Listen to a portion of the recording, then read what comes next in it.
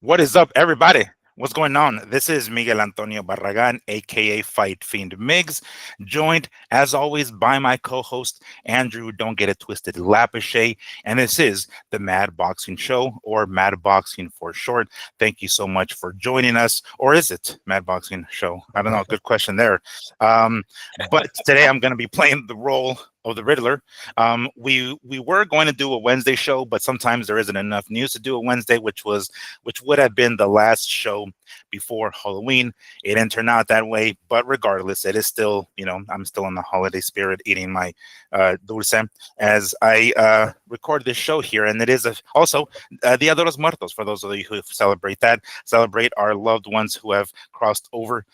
Definitely the date for that, but we are only a few days removed from Halloween, so it happens to be my favorite time of the year. So I could not dress up like this for today's show, although I will be removing this at some point because I can only keep it on for so long, quite frankly. But regardless, I figured this will be the appropriate time to wear this because we are only a few days removed from Halloween, and we've had some odd freaking news during the week. It just so happens it didn't hit until like Thursday-ish. So you're asking yourself, what are you gonna talk about today, guys? What are you gonna talk about today? That's a good question, right? Well, Jake Paul, Gervonta, Tank Davis. Is it going down or is it not going down? That's the question. I don't know. We're going to find out because we got quite a bit to talk about there. Potential opponents, whether or not the fight's going to be postponed or canceled entirely. I don't know. But that is the question of the day. We're going to be talking about that. The recent fight announcement of one Ryan Garcia and Mario Barrios. Yeah, we knew this was coming. We kind of called it a while back, right? It was going to be either a rematch with Rolly or maybe even Mario here, and it turns out it's going to be Mario. So we're going to talk about that, of course. I'm hearing a lot of hate from the people over at DAZN for the Manny Pacquiao and Floyd Mayweather rematch. Sergio Mora, Chris Mannix saying, hey, I don't like it. Please, let's not do this. Obviously, it's going to be a cash grab. Why the hell are we doing this? So we're going to be talking about the hate there. And, the possible repercussions if this fight actually goes through. And this is the best that boxing can offer. I don't know. We're going to be talking about that. And a look ahead this weekend. The 7th or the 8th, I forget what day is, Saturday, Virgil Ortiz Jr. We're going to see him finally back in the ring. Jeez, I swear it took forever to get him back in the ring against Erickson Lubin with a possible Boots Ennis fight looming in 2026, early 2026. There's a couple of other stuff that I want to, might be a little fillers, right? If we have enough time at the end of the show, nothing too crucial, but those are the important ones that we want to talk about. However, before we get into all of that, Andrew, what's going on, dude? Got to check in with you. How is your Sunday evening going post-Halloween candy coma? Hey, what's up, Miguel? What's up, Riddler? Which one do I call you, man? Very, very good too, because that's what the Gervonta Davis and Logan Paul. Is that how you say his name? Jake Paul. That's what their fight is turning into. Will it happen or will it not happen? We will see. It was a good Halloween. Stood around the house, hung out with family. So the kids did good. Not a lot of kids this year, I gotta say. Yeah, wasn't a lot of action. So they brought home a lot of candy from the house that we were out. We went walking. We took them walking, but we ended up having candy left over at the house too. So that kind of sucked. Yeah. So you gave candy out at your house in addition to taking your kids out? Yeah, where we went, we just walked around that neighborhood, and there was some people that stood behind and were handing out candy, so we just added to the pot. You know what I mean? Didn't want to go empty-handed. But then we came back, and then ended up being the bag. We used some of it, but it was still left over. So there was a lot of candy left over this year. Not a lot of kids. I don't know what was going on. But we will see here. Does your neighborhood usually have a lot of kids? Because like mine doesn't. So like we don't even hand out candy. That's why I always leave the house to party pretty much because there really isn't a lot of kids in my neighborhood. Yeah, where we went, the neighborhood was supposed to be active. That's why we took some candy, right? And it ended up not being that busy this year, I guess. So yeah, but they did good for the kids. It was better to the last few years we were going to this one neighborhood like that the whole city of Tracy goes to. Okay. That got kind of ridiculous, bro. It was more like a damn amusement park, Miguel. Like There was What? That single, sounds tight. What do you mean ridiculous? That no, sounds tight. damn No. single file line. Like Oh. you weren't even walking up to houses. They were just at their driveway. Like, get the fuck out of here. Keep moving. Keep moving. Like it was not trick or treating at all. It was kind of like, look at my decorations and move the fuck on. You know what I mean? Compliment me and move on. Because everyone went out to impress. I'll give the neighborhood that. They did go out to impress. But it felt a little bit too just too much of a single file line, not a lot of trick or treating going on. You know what I mean? So I was glad to stay out of that neighborhood this year. Kept it quiet. Yeah, kept it quiet. Kids got to run around. And what did they dress up as? What were their costumes? Junior was a skeleton guy. He had skeleton hands on with the mask and the black hoodie kind of deal going on. And then Giovanni wanted to be Jason. Okay, all right. Oh, Natalia, I can't say who Natalia was. Let me ask her. Natalia, let's see if she'll come. She comes, I'll ask her who she was. She was a certain character from her TV shows, but I don't know the damn name of them. Like a cartoon or like a TV show, or like, was that a cartoon? Yeah, a cartoon. What were you for Halloween, Mia? Zoe from what? K-pop. Zoe from K-pop, dude. Okay. Wow. I am out of touch. Very much. I have no idea what the hell that is. Yeah, see, that's why I had to ask her, bro. I don't know what this stuff is either. Do you ever watch that with her or no? No. Oh, yeah. Don't start, Miguel. Okay. Yeah. Can't you hear me? Like, does your dad watch it with you on Saturday morning? That's where Lee would like recite the whole damn cartoon, eh? Yeah. Like, shut up, Lee. Say like, no, Yeah. I watched it every time. My daughter, like, Lee, stop it. I know the lyrics to the theme song. Yeah. If that helps any. Yeah. Like, good job, Andrew. But sounds like you had a great weekend. I myself had a great weekend. It's a rarity that, Halloween lands on a Friday, and it landed on a Friday this year. And that means, we get to go out and fucking party because, Saturday mornings, we don't have to wake up early. We can sleep in, hungover like a motherfucker. I myself went downtown, and that was quite the party. It was a lot more people than usual last year or the year before that, as a matter of fact, as well. I went downtown Las Vegas, and there were far fewer people, probably because it landed during the week. In this case, it landed on a Friday, so it seemed like everybody was out. Damn, it was packed. Holy hell, was packed. Clubbing, wherever place was clubbing, and it was hot as a motherfucker too. Even though we were outside walking downtown, there was a lot of people. So, and then you get to the Fremont Experience, and there's a lot of lights, so it starts to get kind of warm under there. So, it wasn't bad, and it was pretty decent weather considering the circumstances. We are talking about late October, and it's still pretty warm. You know what I'm saying? Like, yes, it's the first day or the second day of November, and it's pretty toasty still over here. It's starting to cool down, but still pretty warm, like to the point where I still need to put my sunshade in my truck, you know what I'm saying, when I get it, because otherwise the sun beams through my freaking windshield and it gets hot. So I still got to do that. Is it started to cool down more where you're at? Yeah, definitely. Yeah, we didn't worry anything about heat yesterday. Yeah. All right. Beautiful days, but definitely not hot anymore. Yeah. The nights are really nice over here. So we're getting there. The evenings are really nice. You can be out, in just some shorts and a tank top in the evening, and it's starting to cool down. So that is feel nice. So I'm happy that you had a great holiday or Halloween weekend. I myself did as well, and I hope everybody out there too, because you guys got your candy. I like to get my Mexican candy out here.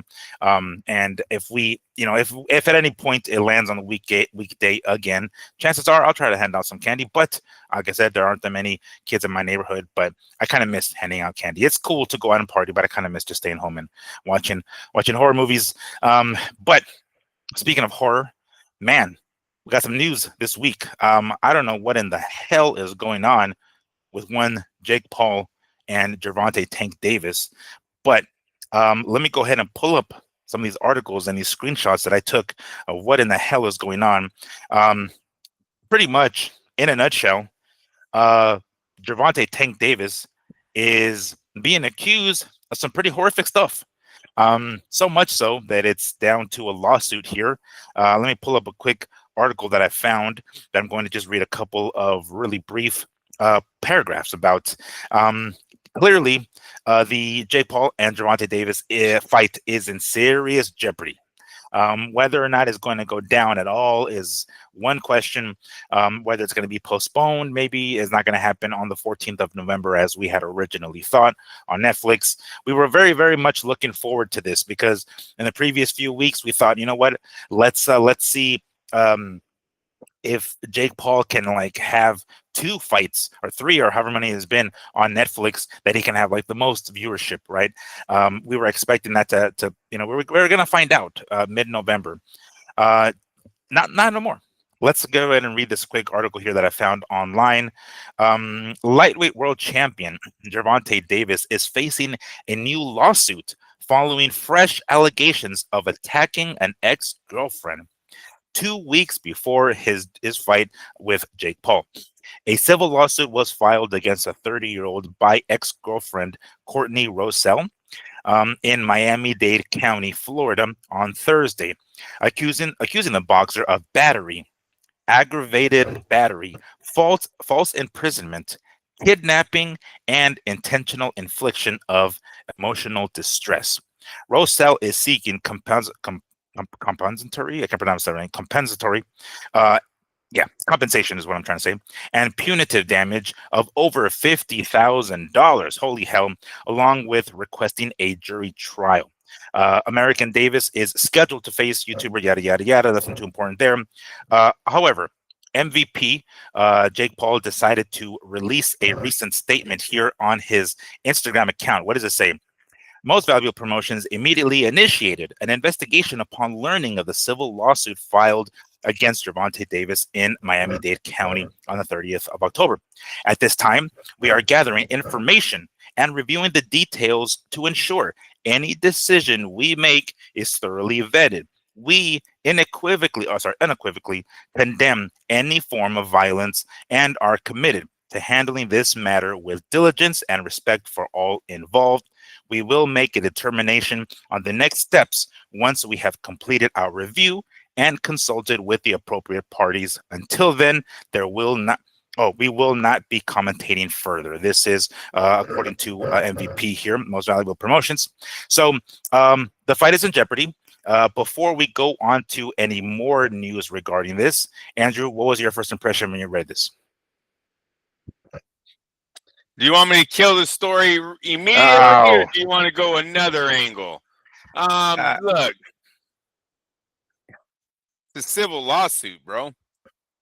From what I remember, she dropped the criminal one. So this is a money grab. There will be no changes. There's only a change if the fight wasn't going to produce the money that the two are looking to make. That's the only way this fight gets stopped. But this is a civil lawsuit on a criminal case that was dropped by either the young lady herself or the DA said we don't have enough to press charges and moved on. She comes back with the lawsuit. Right? We remember when this happened. This is the one where I think her mom grabs the phone. Remember there was a few months ago he was in an altercation like in his driveway or something like that. Right. It was recorded. I believe this is from that. There's no signs of any new arrest, right? We don't have any stories of a new arrest happening. Well, these additional charges were this back then too, the kidnapping and shit like that. Like that was part of that too. Lawsuit. There's no charges. Oh, gotcha. It's a civil lawsuit. She can say whatever she wants. And then I'm sure Gervonta Davis's lawyers are going to show up and go, Your Honor, so why didn't she step forward with the criminal case then? Oh, because he got to make my money. Right? Come on now.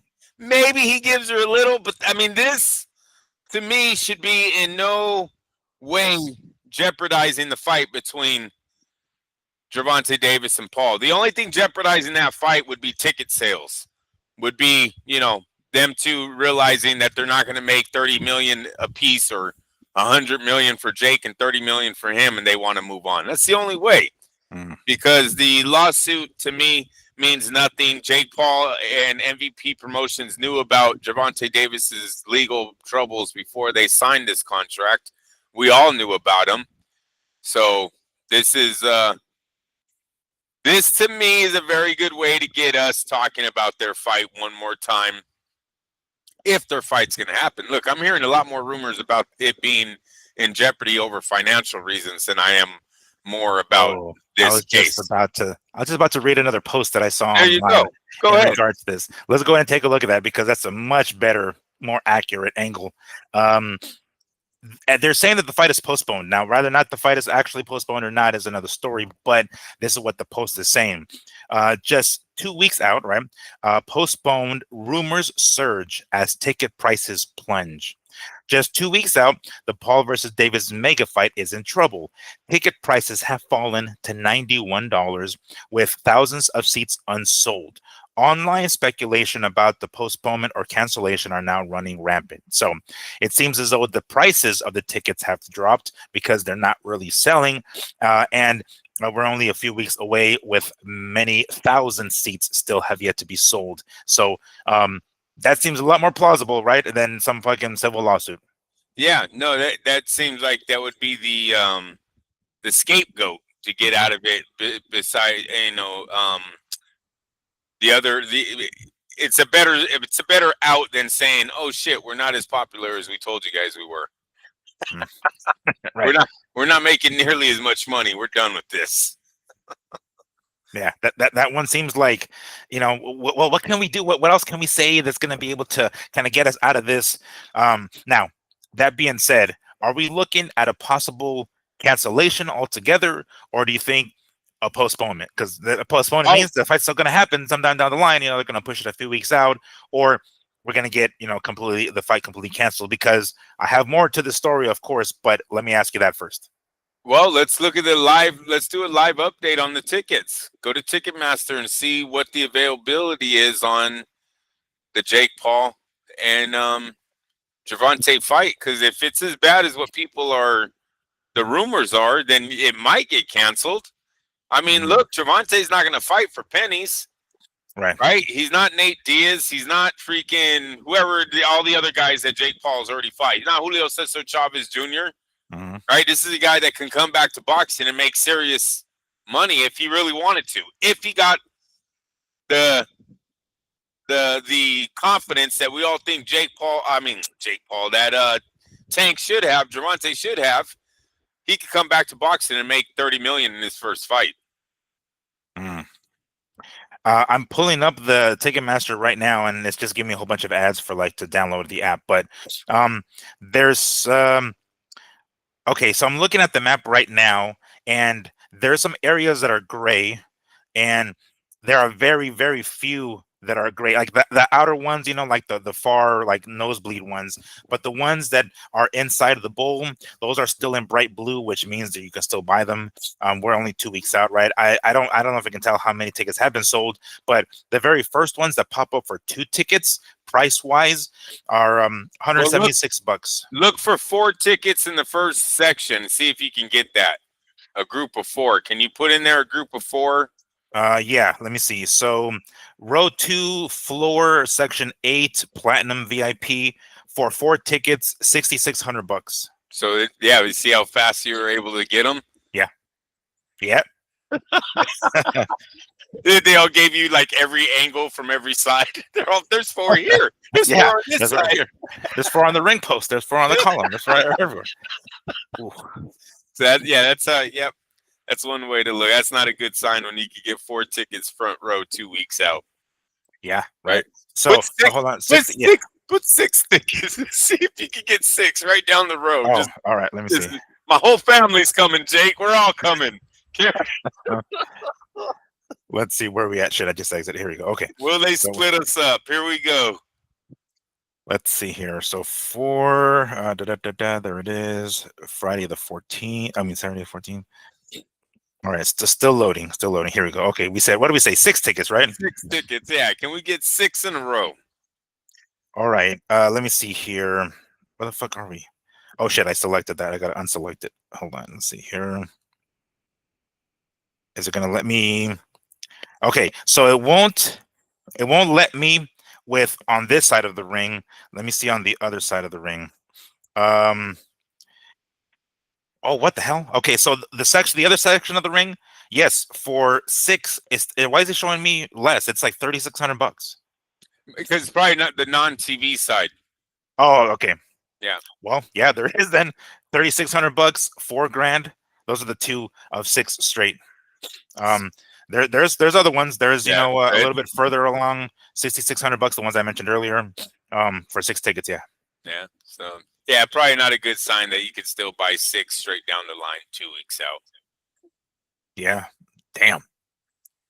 Well, there has been a lot of talk, huh? Which is really weird too, because the crowd that Jake Paul's in, this fight seems to be right down that avenue, right? Young guys, they all know Gervonta Davis. Jake's, all of your boys are about to see you finally fight someone that is going to give him a little bit of clout, right? If he was to look good against Gervonta. It seems really weird that they're having a hard time selling this, but they sold Chavez Jr., but they sold whoever those MMA guys were that he all fought. You know what I mean? Yes, Tyron Woodley. Yep. Yeah. Is it the Jake Paul effect or is it the MMA effect that was selling those fights? Right?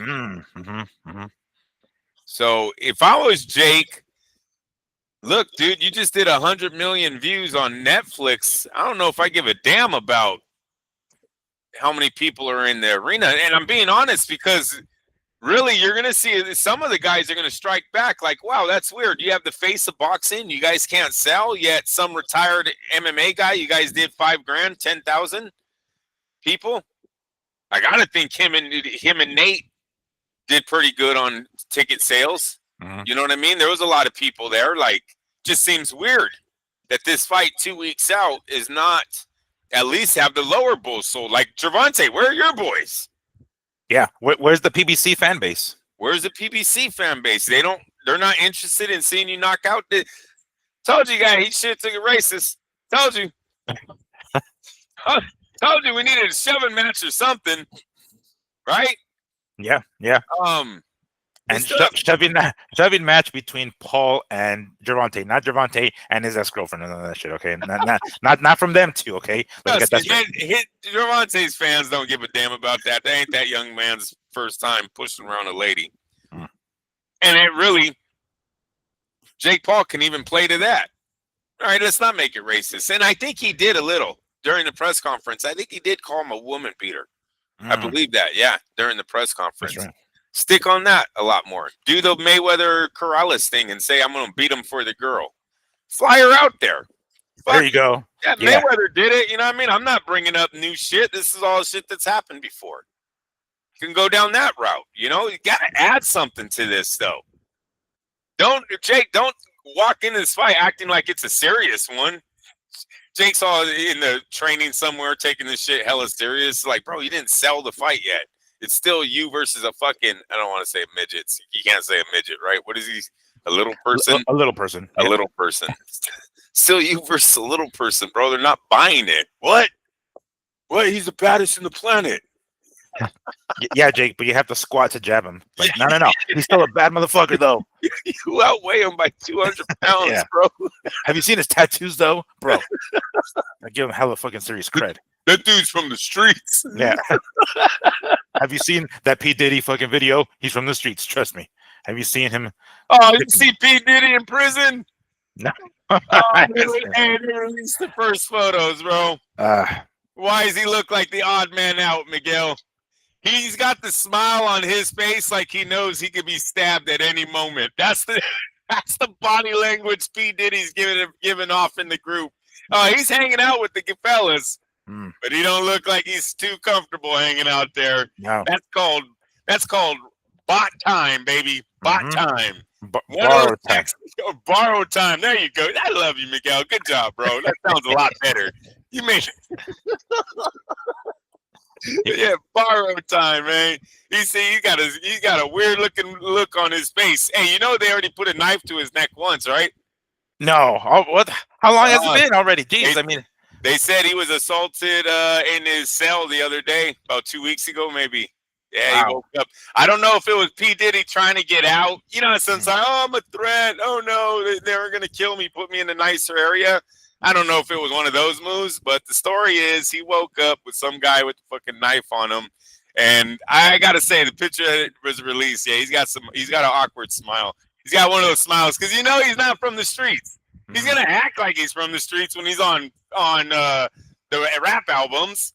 But we know damn well when you're in there with the real goons, right? With the real guys putting in that fucking dirty work, you ain't one of them. Yeah, bad boy.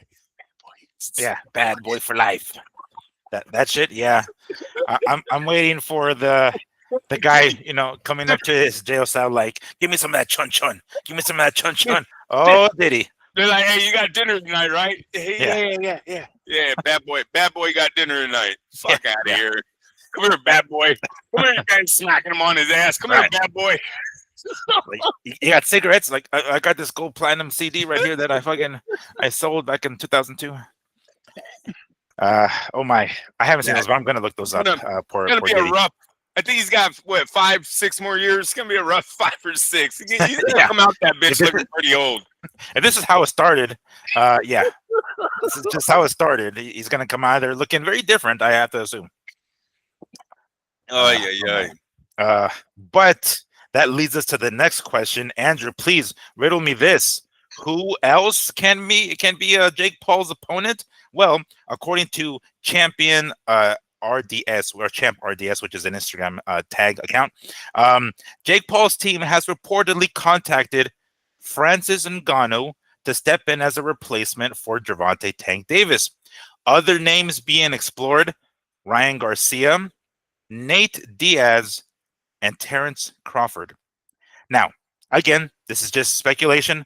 This is reported by Mike Coppinger officially. It was reported by him, but this particular Instagram account, Champ RDS, has reported it. Now, let's go ahead and go through these one by one.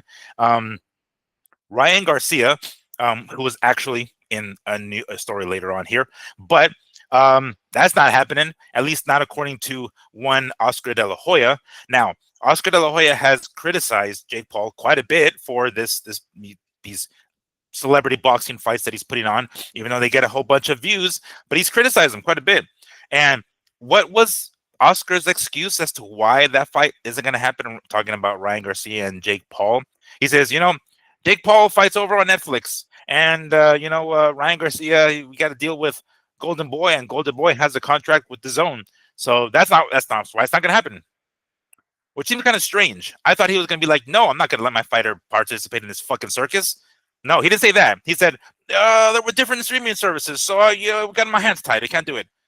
Come on, dude. Realistically, he shouldn't even allow him to fucking do it to begin with.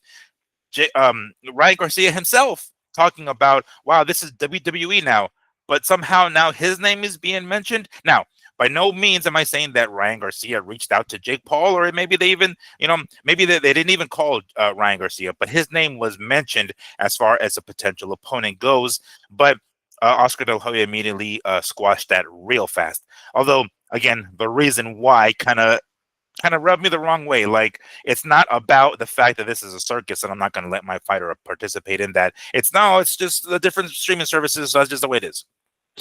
Not great there, but Nate Diaz, well, we saw what happened the first time, right? This is a rematch, right? That's pretty much what it'll be. I don't know if again, if Nate has been approached by this or anybody has reached out to Nate in regards to this fight. I'm sure if you do reach out to Nate, he'd be down to do it, besides the major payday, of course, again. But it's his chance of getting revenge. Whether or not he would do it is another story, of course, but the bottom line is it's his chance to at least get that win back, get that loss back, I should say, and maybe get some sort of extract a little bit of revenge against Jake Paul. I highly, highly fucking doubt that Terrence Crawford would ever participate in a circus like this, even though this is reported by Mike Coppinger. So that leaves, more than likely, the more possible, more plausible opponent of Francis Ngannou. Now, if that does happen, I gotta give Jake Paul his props. Holy shit, if he's gonna go after somebody like him, and again, it's not saying that Ngannou is the best boxer out there, but he's got a heavy ass right hand. He's a big motherfucker. He's not past his prime. He's still active.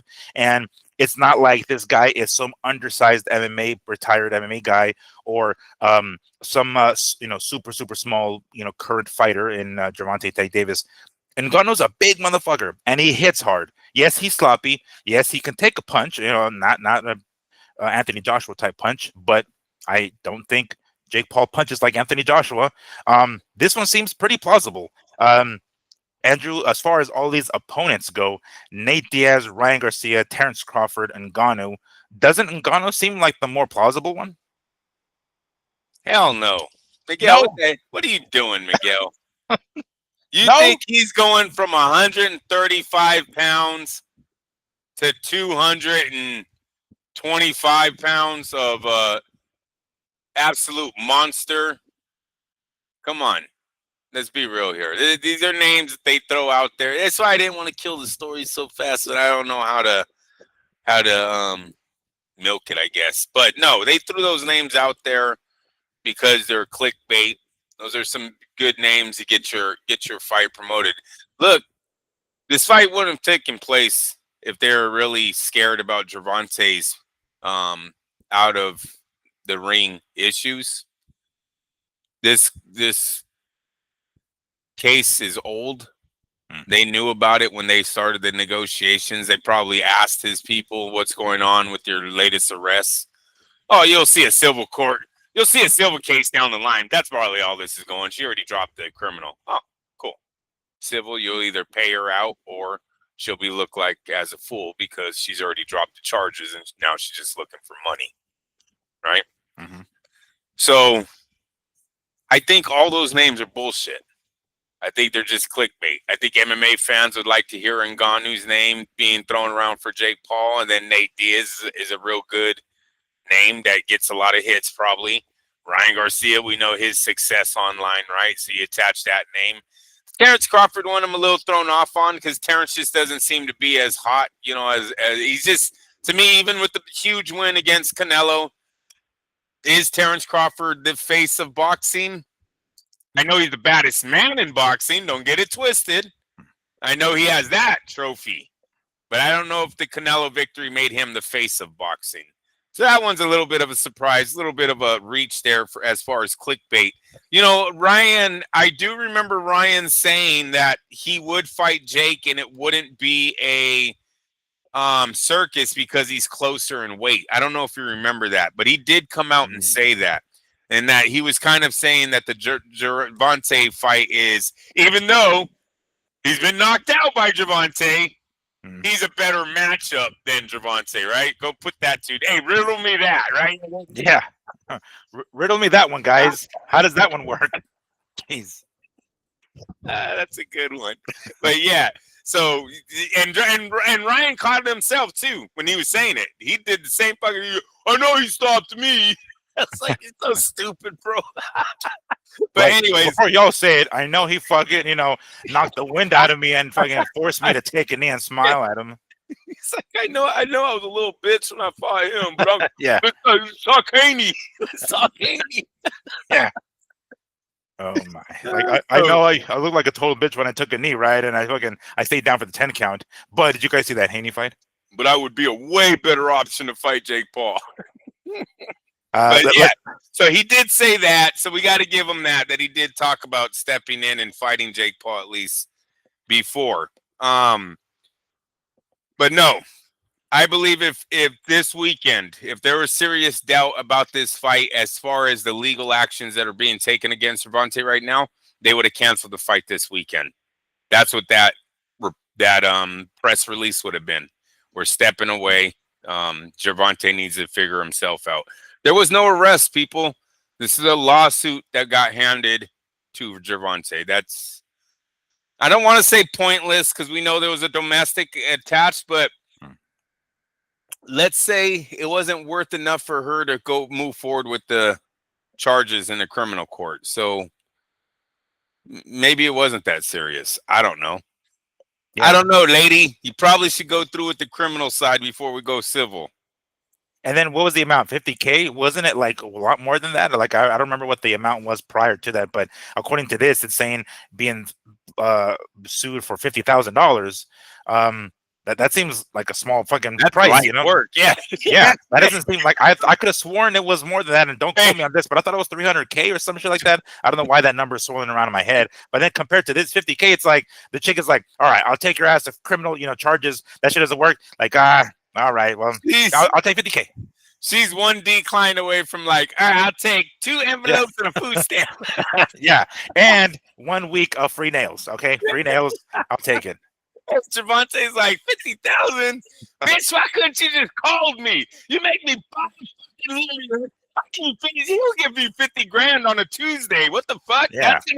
That's gonna what it takes to shut you up. Oh my god, stop this. Like, can I just give you one of my chains? You can go pawn it, and you'll get 50K right at that.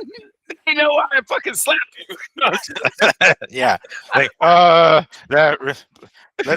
remove that from the record, from the conversation.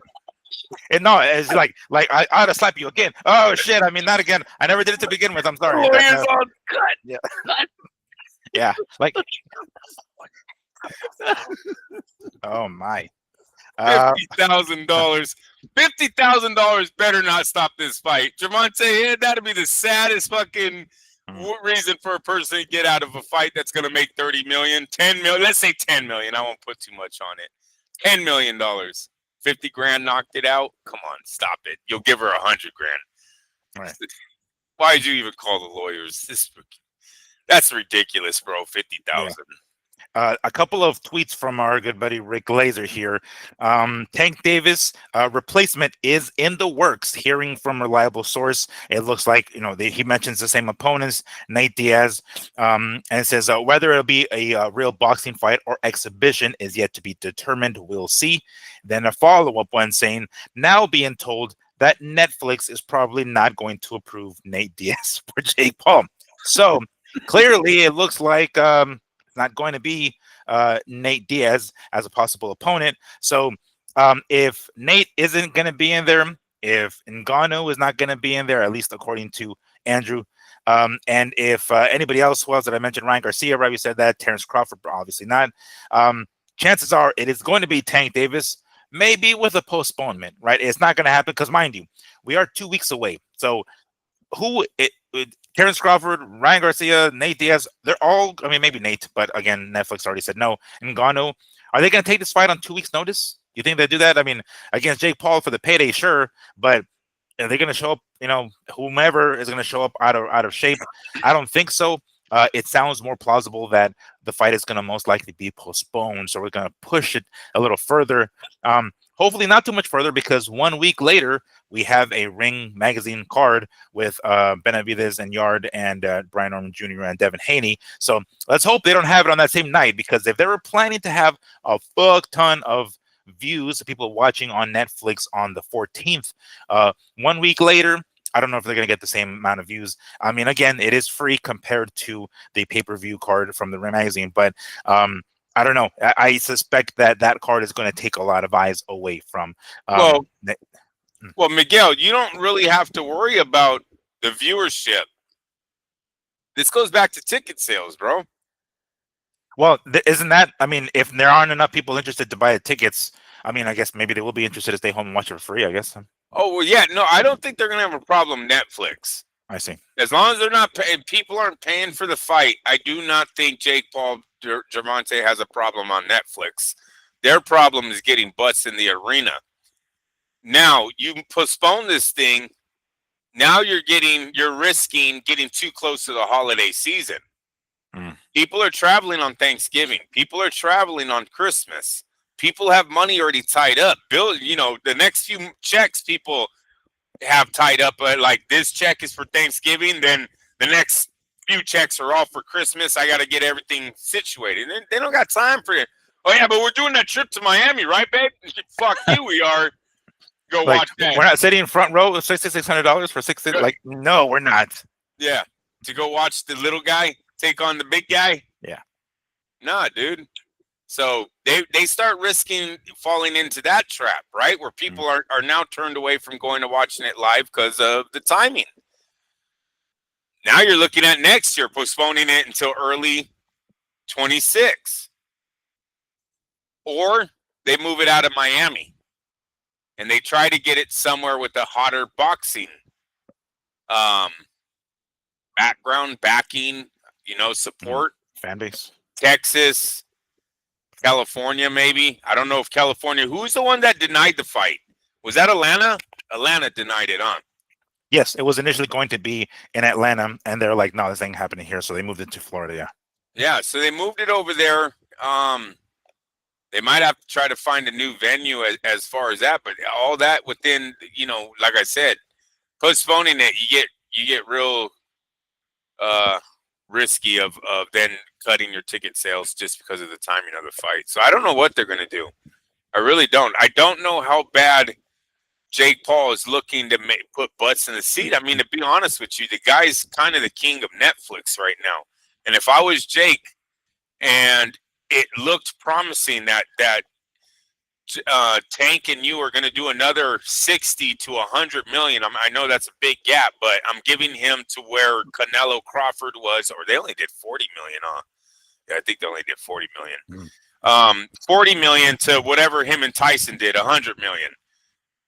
He's going to dominate the sport of boxing on viewership this year, like big time. Like there's no one even close. I wouldn't jeopardize that. That's got to speak for something. You can talk to shit all you want about the kid and what he's done for the sport as far as personal goals, but what he's done for us as far as a whole, bringing us to Netflix and bringing all this new viewership. Come on, the two biggest names we have didn't fucking come close to what him and Tyson did. It's got to be a little bit scary for the boxing community. Yeah. No, so I mean, you mentioned it a few moments ago. You're not quite sure what they're going to do. Ideally, let's go ahead and continue with the Halloween theme. Go ahead and put on your promoter hat, Andrew. What would you do? Would you proceed with that fight on the 14th, even though the ticket sales are as slow as they are, or try postponing it, or sticking with the date and getting a different opponent?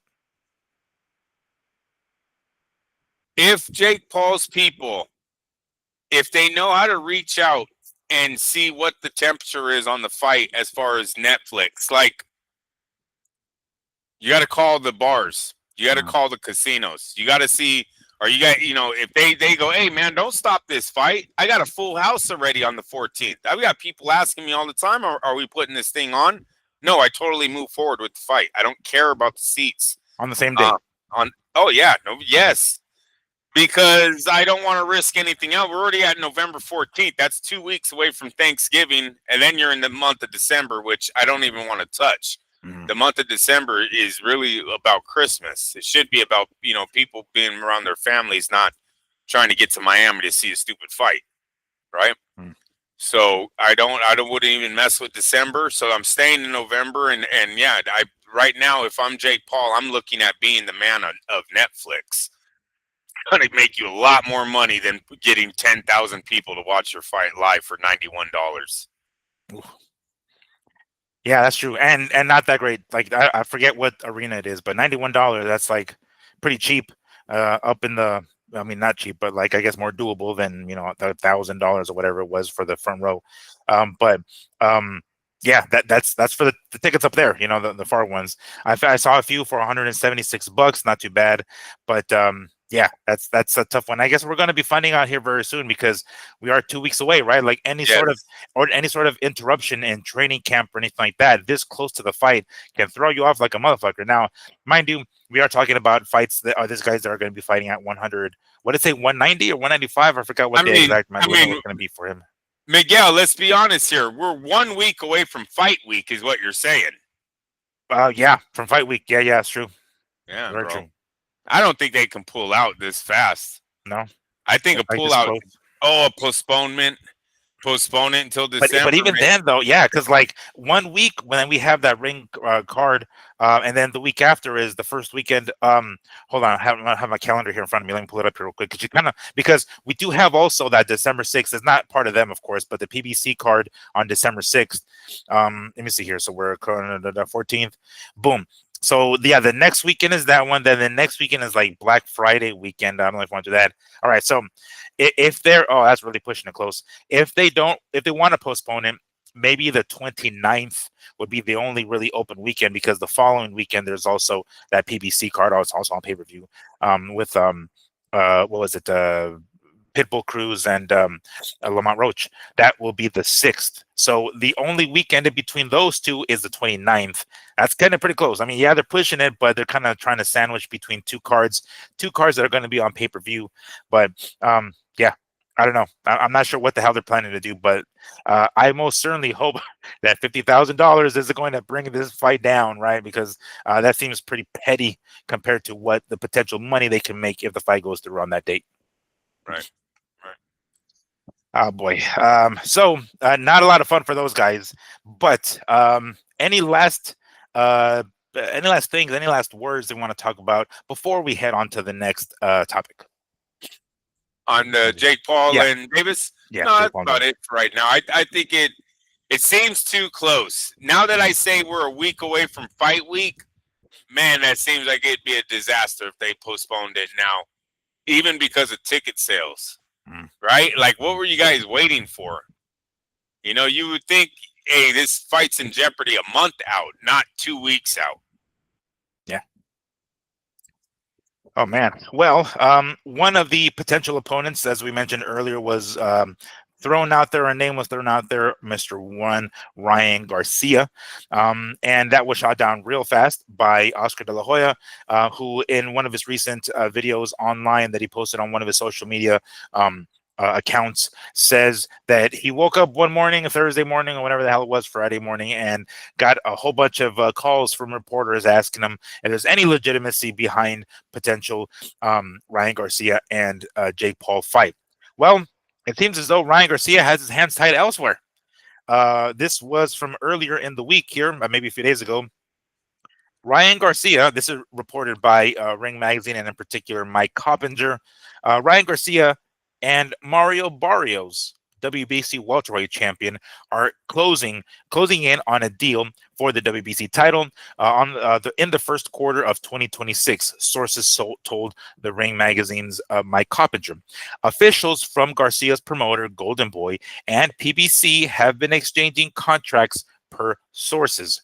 So maybe if Ryan had a choice, chances are he might go do some sort of wild circus Jake Paul type shit and probably make much more money.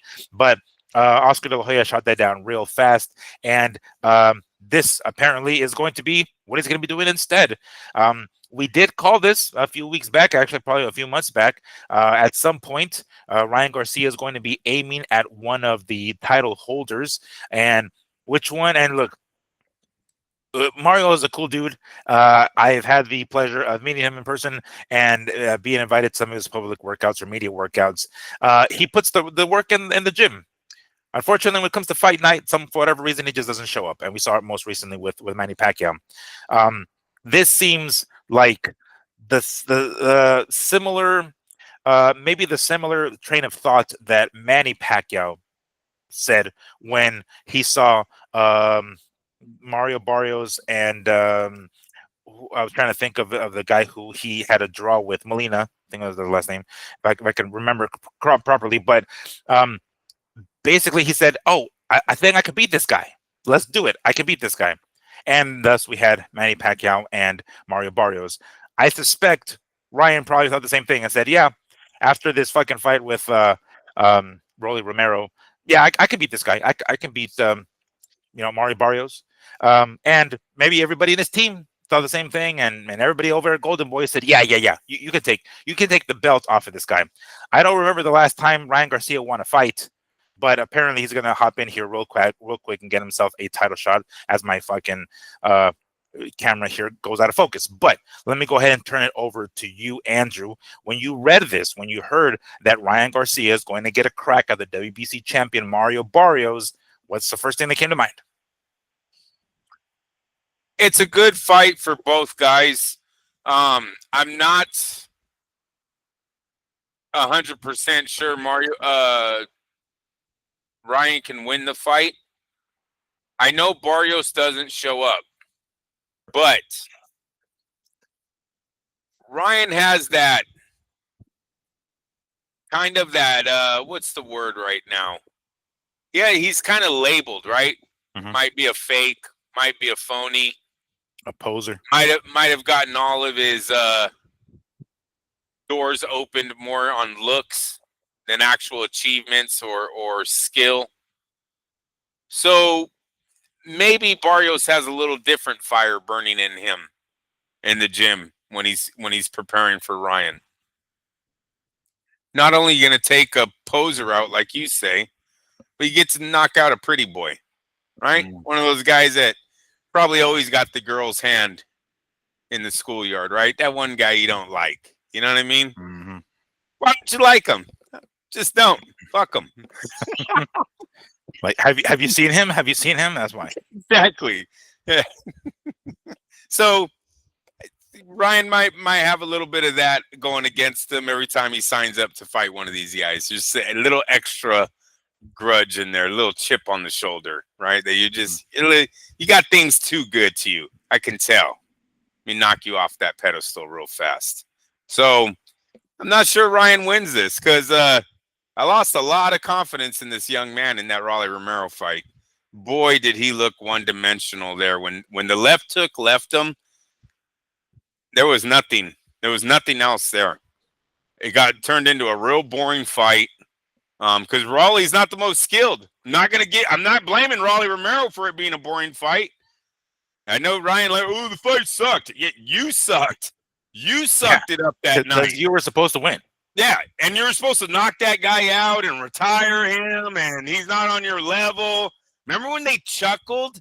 Him and Oscar literally laughed when they said, do you guys all respect each other on the ring or whatever? They all kind of giggled, and they were like, oh, well, Raleigh, Raleigh. And they fucking lose to the dude. And get dropped by him. Dropped, look terrible, look one-dimensional. Like, no, I don't have any confidence in Ryan Garcia right now. You're playing with the big boys now, and Barrios might be one of the smaller of the tougher competition, but he's definitely one of the tougher competition in that division. Don't know if you can pass that level.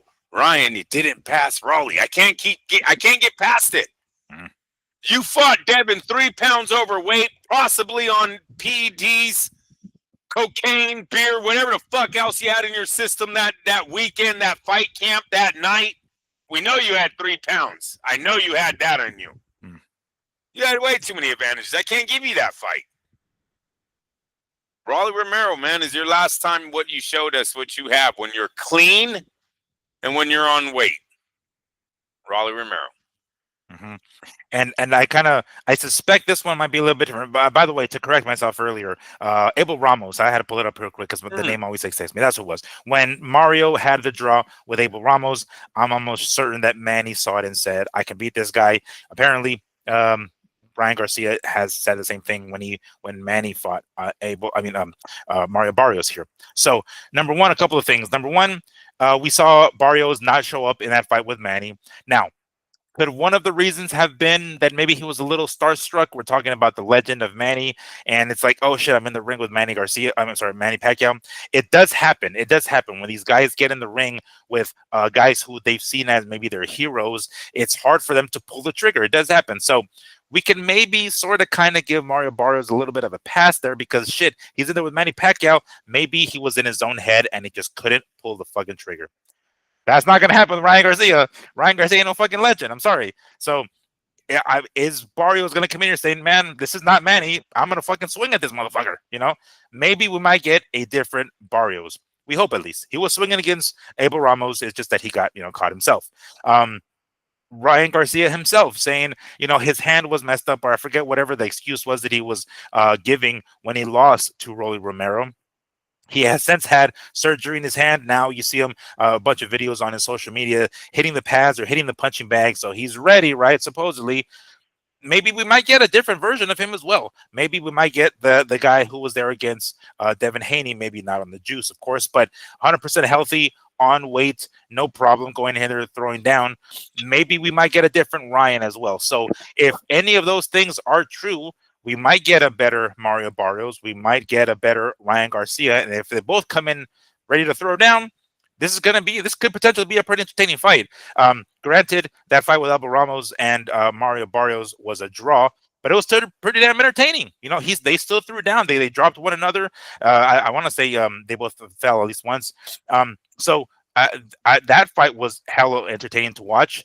I can picture this fight being that way. Now, whether or not it's going to be that way, of course, remains to be seen. But the bottom line is there's a potential. We have a much more healthier on weight Ryan Garcia, not on any juice. But on top of that, we have a not as starstruck Mario Barrios, who wants to go in there and defend his belt. He is, after all, the champion. I don't know. Is he going to be the first champion in history to have 3 draws ever? I sure as fuck hope not. But I have to assume that he's going to come in here and with whatever he can defend his WBC title. And I have to assume that Ryan Garcia is going to come in here with everything he can to take it from him. So there's a potential of it being a pretty damn entertaining fight. Whether or not that actually happens remains to be seen. This is, according to what I'm showing here, the first quarter of 2026, and that means January, February, March. We have the Manny Pacquiao fight with an opponent to be determined in at some point in the first quarter of 2026 as well. Possibly Virgil Ortiz and Boots Ennis in the first quarter of 2026.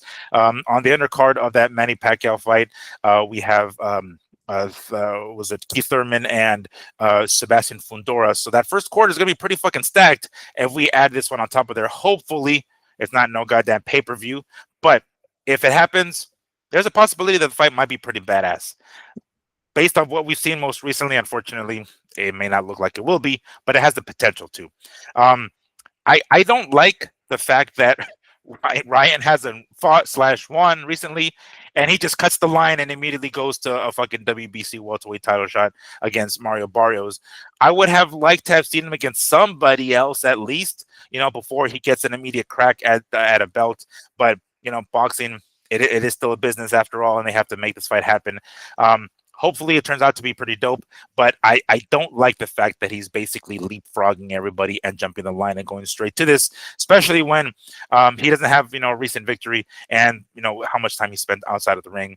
I would have much rather seen maybe even a Romero rematch. Like that would have been at least settle the score there before we go on to another champ. But I guess this pretty much shuts down any possible rematch between Barrios and Manny Pacquiao. But I sure hope that it's not going to be on a fucking pay-per-view. That's for damn sure. Well, it kills. Oh gosh. Sorry, bro. Was my rant that boring? God damn it. Andrew. Right now, Manny Pacquiao is in negotiations with Floyd Mayweather. So you can take Manny Pacquiao's name out of everything. Except for the Rolly Romero fight. Because I do think that Floyd will want a belt attached to the fight with Manny. Because this is all PBC connected. And we talked about this, Miguel. Mm-hmm. And it's starting to play out in that way. This is going to be a great unification for someone. Because you have the potential of having Ryan Garcia with this strap. And then Manny and the winner of Manny and Pacquiao possibly having a strap. Mm-hmm. Could you imagine if Floyd and Ryan are at the end of this, how fast Floyd Mayweather makes that fight with Ryan Garcia?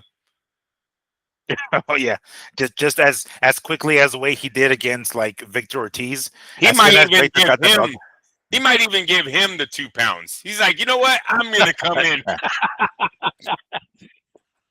Let's change that a little. I'm gonna give you an advantage, kid. The fuck out of here. You know how fast that fight will get made, bro? That's Carlos Baldomir shit all over again, dude. Well, Victor Ortiz, I'm telling you, like as soon as Victor got that belt off of Andre Berto, he's like, boom, I'm back. Let's do it immediately. Yeah. So that's most likely what's gonna. And then with Ryan's success, right, with the YouTube fans, the young ladies of the world, you give him a WBC strap, that fight versus the winner of Floyd versus Manny becomes really big. And it's all PBC connected. So if I'm Raleigh, I'm hanging out. I still think Raleigh's in play here to get the Manny Pacquiao fight. Ryan, if he was smart, would get a warm-up fight right before the Mayweather and Pacquiao fight. So it would be Ryan fighting Barrios early 2026, Manny fighting Rolly Romero for the WBA. So we have the WC, WBA strap up for grabs early 2026. If everything goes as planned, Manny wins and Ryan wins. Manny then fights Floyd. Ryan then fights someone else from the P, and it will be a PBC guy. So you might as well look in their stable. It's going to be one of their guys that he fights, and then later on in that year, it'll be the winner for unification. Mm-hmm. Seems like a great retirement plan for Pacquiao and Mayweather too. I mean, Floyd, you'd be pretty stupid not to come back to this welterweight division right now. Yeah. I was looking at Ryan Garcia here. The no contest against Devin Haney that happened in 2024, and then of course a loss to Romero earlier this year in 2025. So his last win came against Oscar Duarte in December 2023. So he gets to come back and get a crack at the WBC title.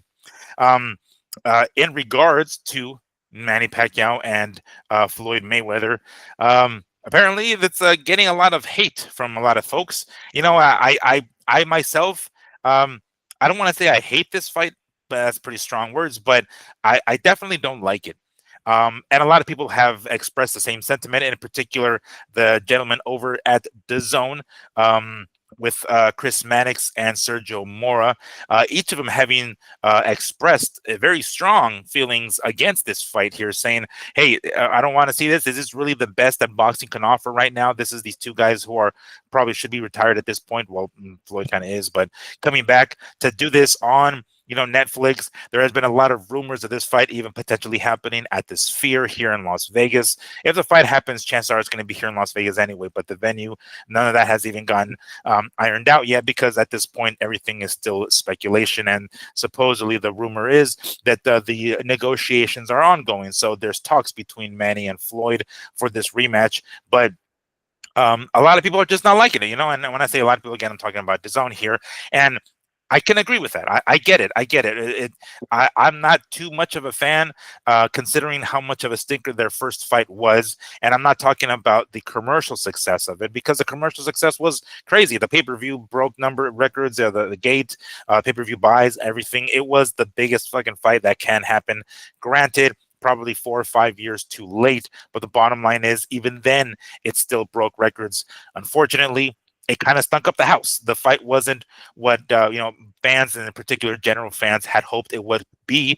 If they remember that, this is going to happen 11 years later, roughly 2026. If they remember that, I don't know if it's going to be as much of a success. Granted, it's not going to be on pay-per-view. At least those are the rumors. It seems as though it's going to be on Netflix, but it was very much Chris Mannix and Sergio Mora with their outcries to Netflix saying, guys, if you guys are listening, don't fucking do it. Leave this fight on the table. Leave it for somebody else. Netflix, do not have this fucking fight on your platform.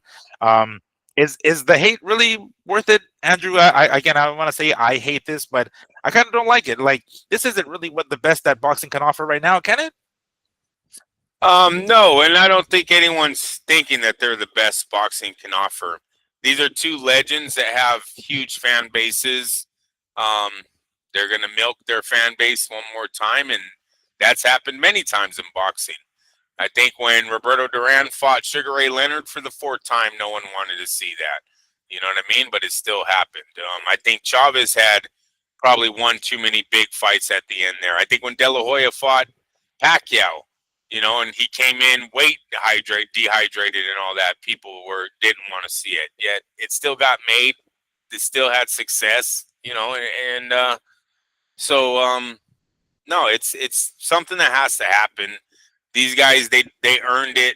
This is the way boxing is. And to be honest with you, I think what the storyline is right now, it's going to make for a great comeback story for one of these guys. I mean, legit, Pacquiao or Mayweather might have a legit chance of coming back and unifying the titles at 147.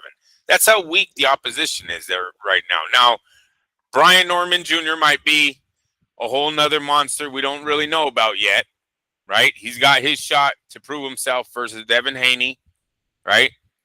In a few weeks, 22nd. And maybe that's his start to his career. Mm. Will be The official passing of the right, mm. right. Something Floyd and Manny never gave us. Maybe it's going to become here 10 years later. Still be a unification. Yeah. Think about how legendary that would be, though, if they could somehow still get all the titles in, and it ends up being one of these guys that are there to pass the torch. I mean, that's just boxing doing what boxing's supposed to do. So, I'm not mad at the fight. I've seen the old guy versus, the legends versus each other before. Tyson Lewis, another fight that I thought was probably way past its prime, yet they still did it. You know what I mean? But Lewis was still on top of his game at the time. Most of the guys those are the examples that you provided, where at least one guy was still on top of his game. I mean, maybe not, Roberto Duran and fucking Sugar Ray Leonard, but the other ones like Manny and Oscar and the one we just mentioned with Lewis and Tyson. Oscar was nowhere. He was no, nowhere but Manny, near. but Manny was. That's what I'm saying. At least one of them in the fight was still at the top of his game. These guys have been, I'm saying retired because Manny's come back, but they're far from their prime at this point, both of them. You know what I'm saying? So it's like, this is why it seems like, oh, this is a pretty obvious cash grab, like, can we take this fight seriously? I mean, maybe we can, just because of how weak the welterweight championship picture looks right now, that they can actually get this done. But that was part of the question, is like, damn, this is really the best that the welterweight division can do right now, because that's how weak the division is, that these two old timers are coming back and trying to make this big of a splash. Yeah, I don't know how to respond to that. Look, I think it would be a cash grab if they didn't have an opportunity to make unification titles. It's not a cash grab if there's actually an avenue to these guys being world champions again. Okay, so let me put it this way. Manny has made it pretty clear that he's looking for that he's trying to get to be the man at that weight class again, and unify belts, or he's not just here for a cash grab. Mayweather, again, this is just a preliminary talk, so we haven't really heard from him in regards to Manny Pacquiao, really like serious negotiations at least. Do you think that's what Floyd is planning to do? Like, let's say Floyd comes back and beats Manny. Do you think he continues and says, okay, or he says, okay, fuck it, I came back and I got one last cash grab, bye, I'm out of here? Absolutely. Most of the time, when a fighter comes back, the comeback is until they lose, right? Now, Floyd's special because Floyd has the undefeated record, and he kind of treasures that thing, right? Cherishes that thing. Mm-hmm. So does he want to keep playing with fire until he finally gets defeated? That I don't know. But I do know that Floyd loves robbing the bank. Mm-hmm. And if he still believes that he has the fights in him, because we're only talking about 2 or 3. I'm not talking about Floyd coming back for another fucking career. First, let's get on the same page here. We're talking about 2 to 3 fights, maybe, right? That's not a long career. He has 2 robbing of the banks right now. One, he already beat the guy. So he just needs to come back and do a repeat of what he did 10 years ago. And he's got that fight already in the bag, right? And you're telling me Ryan Garcia makes him stay up at night? Fuck no, bro. And that Ryan Garcia, Gervonta Davis payday that he's seen Gervonta get with Ryan, you don't think that makes him think, well, what if I get Ryan a WBC strap and I've got a WBA or IBF, whoever has what, if it all falls into their hands, I'm telling you, I think Floyd signs that fight in a heartbeat, dude. So it's not really a money grab as more as it's just Floyd being Floyd. Like the scripts are writing themselves, the fights are writing themselves. You know what I mean? He's just coming back and cashing in, but I don't really see a hurdle that Floyd's looking at going, damn, and it's gonna be the unknowns, like a Brian Norman, because it ain't even Devin Haney. I think if Devin Haney even beats Brian Norman, they're still not scared of Devin Haney. Sorry. Because then it's going to fall into who is Brian Norman, right? Yeah. He's still one of them are still coming back. Yeah, that's true. Yeah. So, okay. All right. Well, let's say, unfortunately, the way negotiations happened the first time, or the first however many hundreds of times between Manny Pacquiao and Floyd Mayweather, let's say the fight falls through. Well, we might have a backup.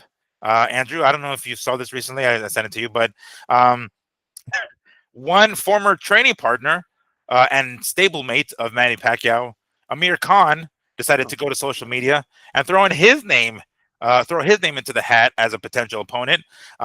Let's see what he had to say here. Let's go, and then he tags Manny Pacquiao. I'm up for one final dance. Oh, but only with you as my partner, referring to Manny, of course. You're still talking rematch with Floyd? Let's make our fight that never happened. This is the only one that gets me out of retirement. It's what the fans have always wanted. Now, number one, um, Amir, I respect this guy a lot. He's one of the guys who set a certain standard, going up two-weight classes to fight Canelo and getting knocked the fuck out. But he did it. He had the balls to go up and do it. So, granted, the payday was there, of course, but it sure as hell knocked the snot out of him, literally. But I respect Amir Khan quite a bit, and the tough fights that he's had with Maidana and Danny Garcia, and those fights, those were tough.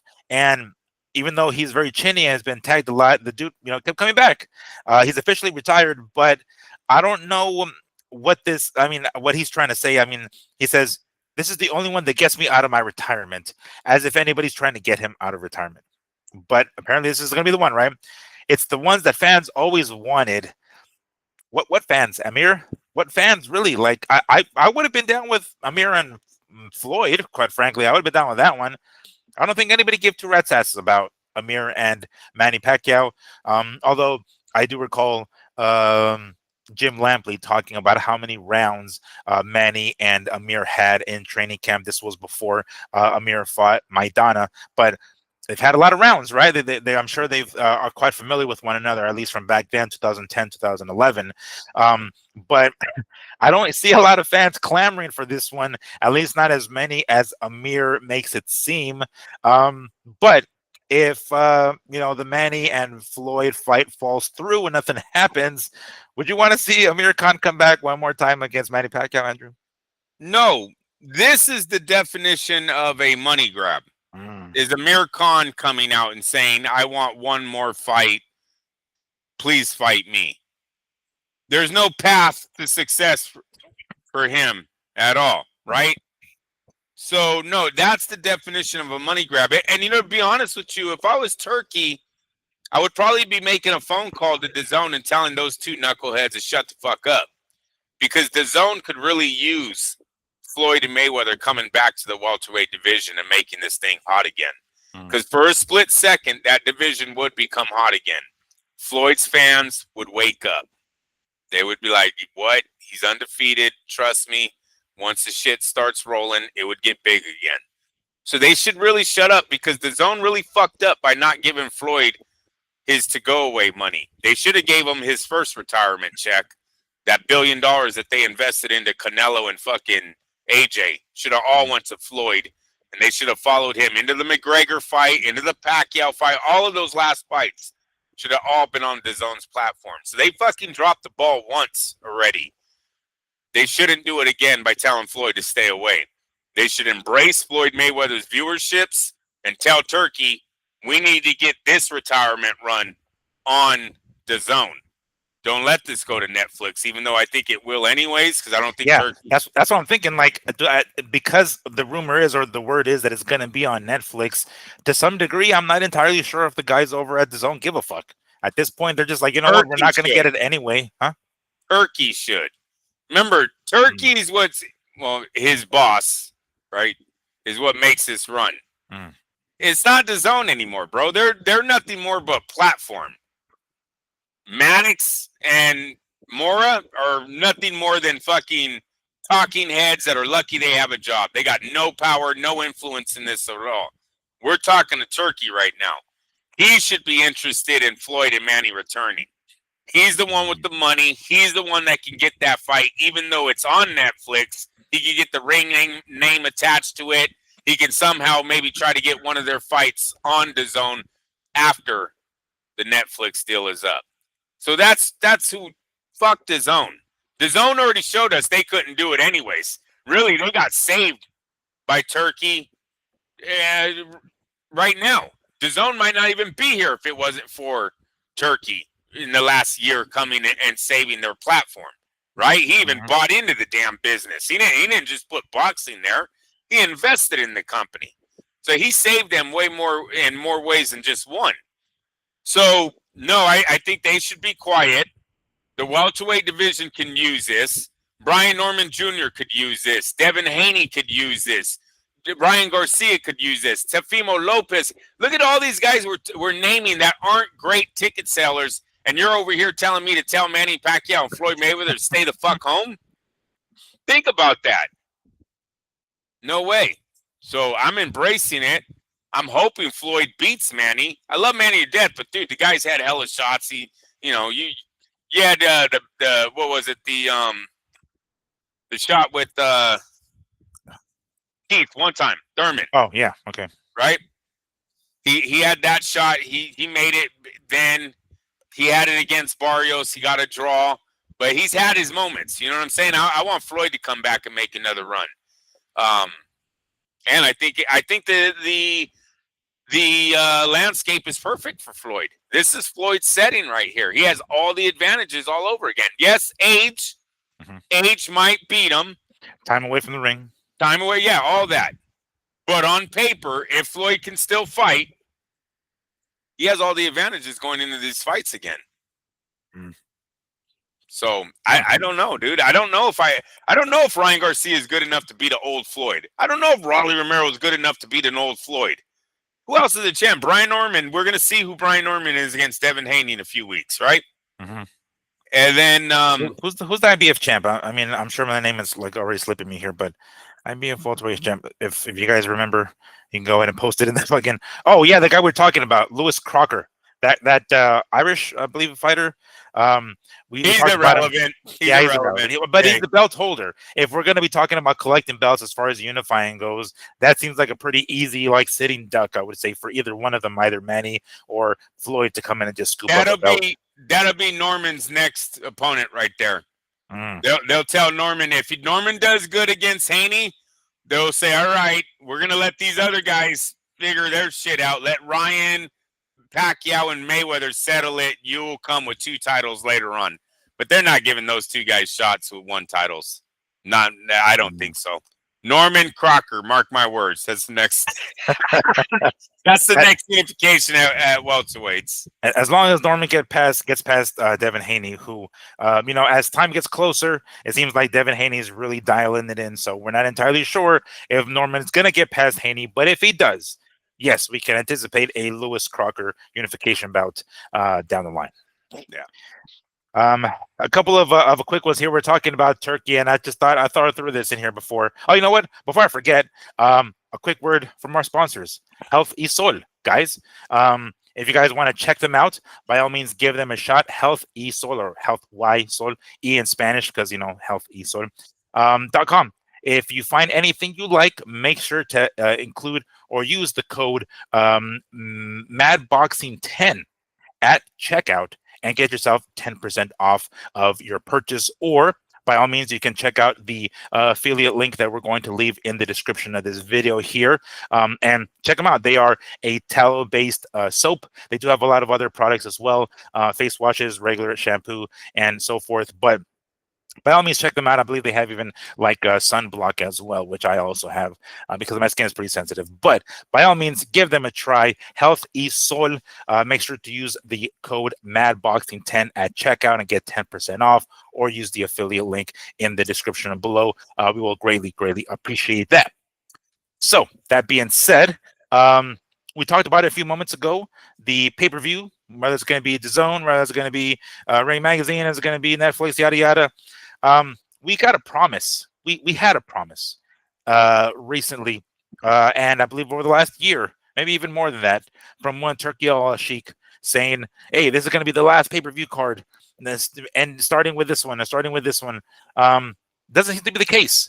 I'm going to go ahead and read this quick post here, but we know that Ring Magazine is going to have that pay-per-view card with Benavides and Yard in a few weeks here at the end of November. And we don't entirely know how the rest of the card is going to go, the rest of the year is going to go. But let me go ahead and read this quick post that I saw here on World Boxing News. That was also liked by one Steve Kim. DAZN promised to end pay-per-view fees. This was some time ago, right? But World Boxing News can confirm that the platform is already planning an aggressive DAZN pay-per-view 2026 schedule, compounding the U-turn on the abolition of pay-per-view fees from one Turki al-Sheikh. Fans are now facing boxing pay-per-view costs in addition to their membership for the coming year, despite a promise to end pay-per-view charges this month. This is a huge power slap in the face. A nice little what's it called? Shameless plug for power slap there. But we were told that we weren't going to have any more pay-per-views. I'm a little concerned that maybe the UFC is going to do the same come 2026. You know, that once they move over to Paramount or Paramount Plus, they're supposed to not have any more pay-per-views. Whether or not that actually happens is yet to be seen, because we even heard Dana White himself say, well, you know, maybe we can bring back one pay-per-view. Oh, chuckle, very fucking funny. But we're still not seeing these free cards. Yes, there were some. I'm not going to say there weren't many. I'm not going to say there weren't any, I should say, but definitely not what we thought. This has been tried before. DAZN has said it before. You know, no more pay-per-views, starting with whatever. This was like back Canelo and Rocky Fielding, and then Canelo and Daniel Jacobs, etc. But clearly that didn't last very long, right? Because here we are again. Everybody insists that the pay-per-view model is dead, yet they continue to go back to it. Why? If it legitimately is dead, let's just leave it there and quit beating a dead horse already. But for whatever the fuck reason, DAZN, Matchroom, Ring Magazine, Turkey, they seem to be going back to the well. Before the year's end, there's going to be this November 22nd card with Benavides and Yard. That's going to be on pay-per-view. The rematch between Chris Eubank Jr. and Conor Benn is going to be on pay-per-view. I don't plan on ordering that one, but regardless, that one's going to be on fucking pay-per-view. And then, you know, granted, it's not going to be Turki al-Sheikh or Ring Magazine, but we're going to get a PBC pay-per-view in December as well. So before the year's end, if you want to watch all these fights, you're going to have to fork out some cash, yo. It's going to be, you know, easily $400 to get. And I'm sure I'm missing some. There are some there that I'm missing here, but it's going to be pricey on top of the monthly subscription. What the hell, Andrew? We were promised, you know, I mean, I know I'm the Riddler here, but I might as well be the Joker, because Turki al-Sheikh is a fucking Joker if he continuously says that there is going to be no more pay-per-views, but he turns around and hands over fucking 3 or 4 or however many are going to be. According to this year, we're going to have a pretty strong, aggressive pay-per-view schedule for 2026. What the hell happened? What happened, Andrew? We want answers. Yeah, I don't have the answers on that, because I don't know the business side that DAZN is doing with Turkey. I'm not happy about it either, because boxing was on a decline big time in the pay-per-view category. None of our fights are hitting the marks that they need to be hitting to even make these fighters money, right? I don't know how you're paying guys millions of dollars when nothing's being made on the paper. We were getting rumors of 60,000 buys. 70,000 buys, like, and the guys are supposed to be making 8 million each, 5 million and 8 million. You know what I mean? 10 million like, with better be yeah, a Bivol. Yeah, it's like how 10 million with Crawford and Madrimov, right? Mm-hmm. What about the Devin Haney and the Ryan Garcia, that debacle they put, those 3 fights? That couldn't have been cheap. All those main events. Oh yeah, the one in New on York? one card. Yeah, We never even released those fucking numbers. We never No. even seen what they were. It's been disaster after disaster. Like, it's not. That's not saving us. Is Turkey's money in DAZN and then making us pay for pay-per-views? That's not going to save the sport. Hell, Turkey, you gave us Better Be versus Bivol. Did anyone really give a fuck? Seriously. it really didn't do them any justice in America. It's not like America was like, dude, this is the fight I was waiting for. Right. Our diehards didn't care about it. So, you know, I'm kind of tired of talking about the pay-per-view thing going away and then it's still here. He needs to figure that out because it's starting to be the boy that cried wolf now. And it's looking pretty bad. It's looking like they can't find money anywhere else, Miguel. So they're like, well, I guess this is why Don King and Bob Arum fucking put everything on pay-per-view. Because, like we told you guys a long time ago, boxing is not the UFC. It is not the NFL. It is not the NBA. Bob Arum doesn't just come out and go, hey, you know this kid I drafted? #1 in the nation. I'm going to raise ticket prices because he's so good. The fans are going to come out and see him. And then all the fans go, oh, what? He signed the #1 kid? I'm going to go watch him tomorrow. No, it doesn't work like that. These guys are their own market. When these guys get hot, believe me, it's fucking great. The money's good. You're swimming in it. Can't make enough of it. But those are generational guys. This is not, we don't have a whole roster of these men that are just sitting there waiting to make hundreds of millions of dollars for you. Right? Mm-hmm. So he's learning, he's growing and learning. Like, wait a minute, I put them all on the same card. Why isn't everyone coming and watching them? They're good, but are they that good where people wanted to spend thousands of bucks to fly to New York? No, they weren't. Remember, everything used to be in Las Vegas, dude. We weren't traveling to fucking Dubai and then New York and then San Francisco. And where else did he want to put these fights at, or all these special Alcatraz? yeah, it's San Francisco. Yeah, it's a little weird. DAZN's got a lot of questions to answer in 2026. They got a lot to prove. Maybe not answer, but to prove, right? In 2026 on what their model really is. Who are they? Are you guys a platform, a streaming platform, or are you a pay-per-view app? I don't even know what that is. Right. Yeah, I don't. They don't have an identity, I guess. They do not have an identity right now. Their fights are fucking weak as shit, right? And that's another thing I wanted to say too. Not only should Turki tell them to shut up about Floyd and Manny because we can all benefit from the viewerships. Do you know how many bullshit fights those guys have commentated on and had to try to sell like we were watching real boxing? All of those YouTube fights that those guys put on over there nowadays. The KS, whatever the fuck that dude is from London and all those KSI. KSI, yeah. That one Filipino kid that I guess lost weight for he was like fat one fight. Salt Poppy or something. Yeah. There you go. You know. Yeah, I know who they are. I do pay for DAZN, so I do see the fucking advertisements whenever a fight comes on. I'm talking about. I know who you're talking about. Yes. Excuse me. Hearing these guys try to sell that. All right. No, I hear you though, because I'm familiar over here. All right. Joking. That's what happens. You talk shit about DAZN, and they're gonna come at you, yo. It's spooky season. Yeah, it's Turkey. I'm telling you. He's like, what? His ears are ringing. He's like, who is this Andrew talking shit about my plan for 2026 takeover?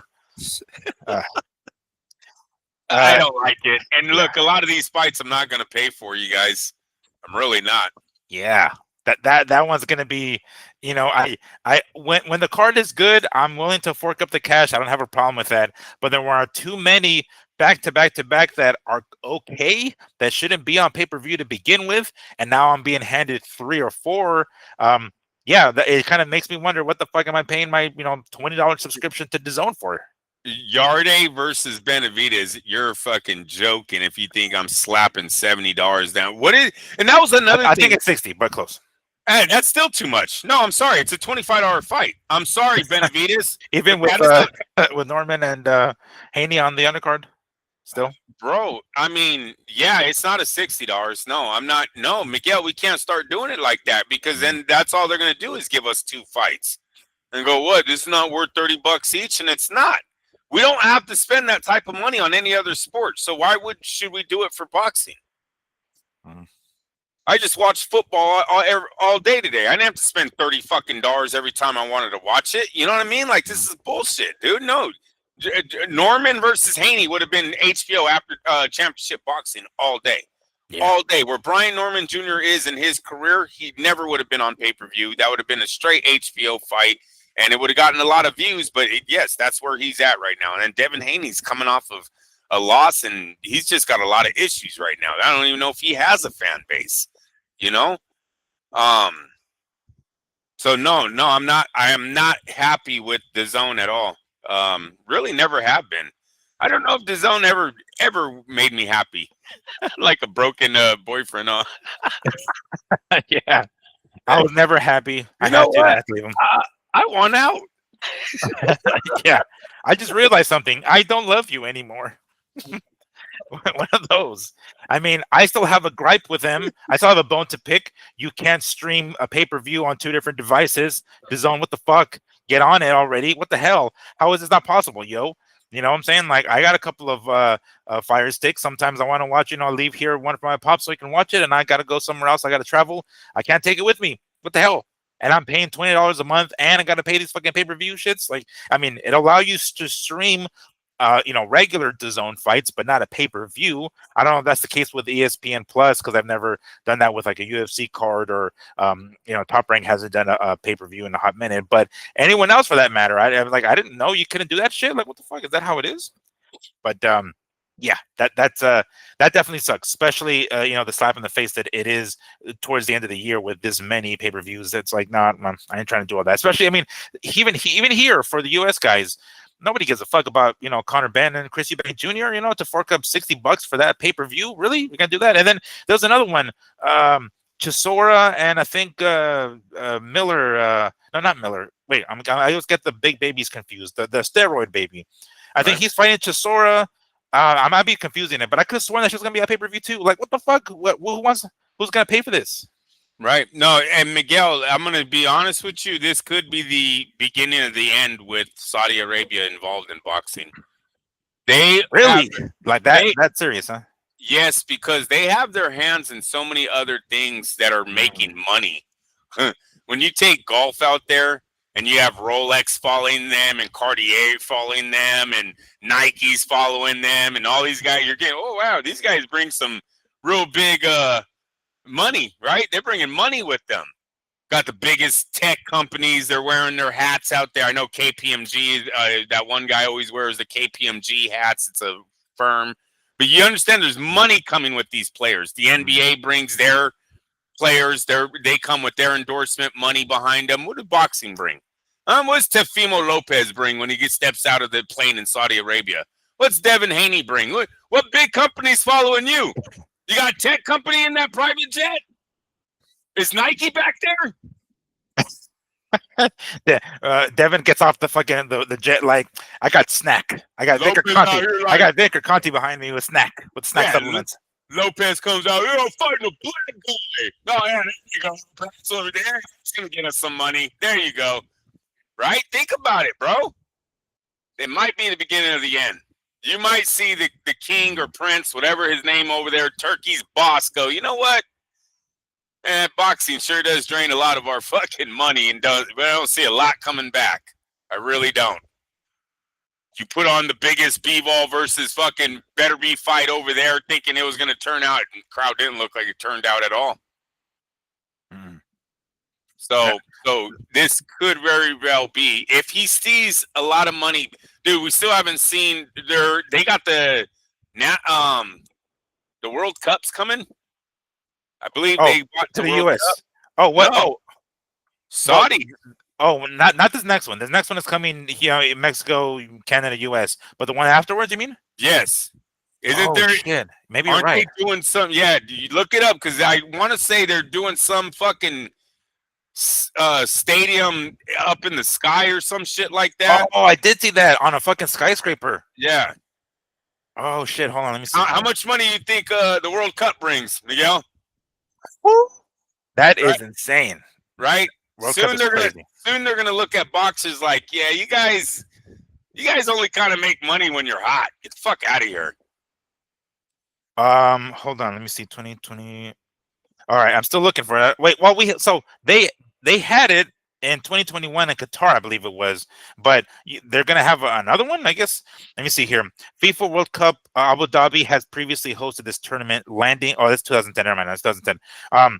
Yeah. So I don't know. Are you sure? I mean, I have seen that they were doing that. Yeah, I've seen like the what is it like that animated or whatever the hell it was, that drawing or that computer rendering of the stadium on the building, on the high-rise building. I have seen that, but wasn't aware that it was supposed to be like some sort of World Cup game or anything like that. It was just supposed to be, soccer in general. Let me see here.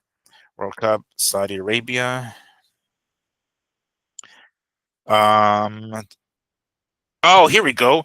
In December 2024, Saudi Arabia was formally confirmed as the host nation by FIFA following the uncontested bidding process 2034.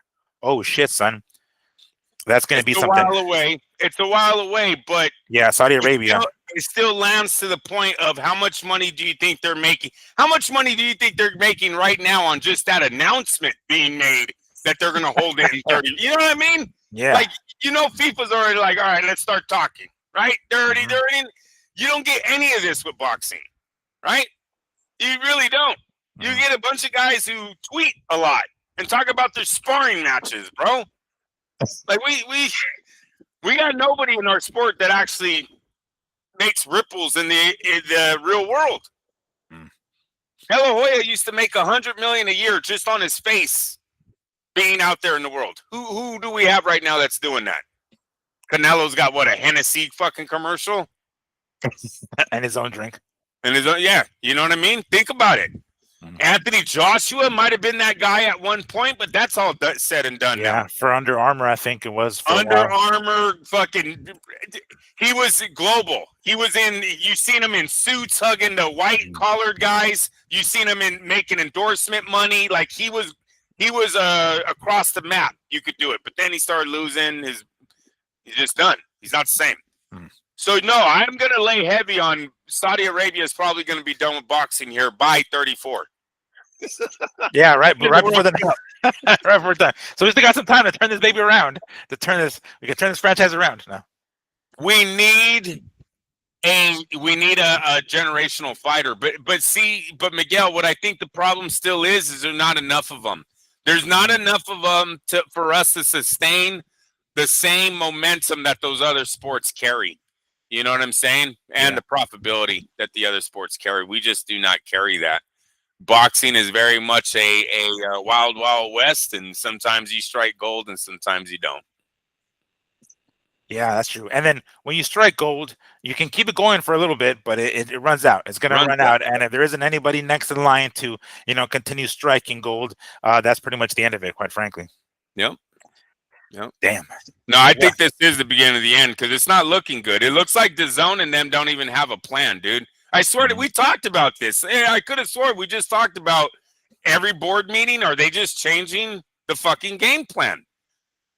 At some point, when do you tell these guys, like, your word needs to mean something in business, you guys? Like, I know you have all the money in the world and you think that just signing another O on it is going to make me forget that you're lying every time we're in these fucking board meetings.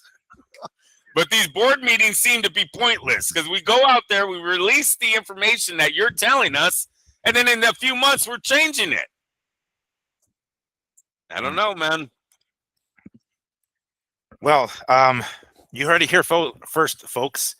This could be the beginning of the end for the Saudi involvement in professional boxing, or at least Turki al-Sheikh's side with Ring Magazine and whatnot. It sounded nice at the beginning, and they made some fights happen, which we're happy about, but it doesn't seem like they quite understand the fan base, what it takes to have some sort of superstar, not already made, but to make one, I should say.